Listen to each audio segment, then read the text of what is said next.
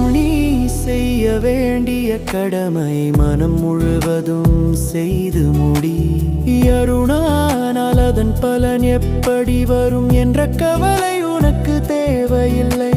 பலனை நிர்ணயிப்பது கடவுளின் வேலை. நாம் முயற்சி செய்ய வேண்டும். முடி எப்படி வந்தாலும் அதை ஏற்றுக்கொள்ள வேண்டும். இது மனிதனை மன அழுத்தத்திலிருந்து விடுவிக்கும் ஆன்மீக கொள்கை.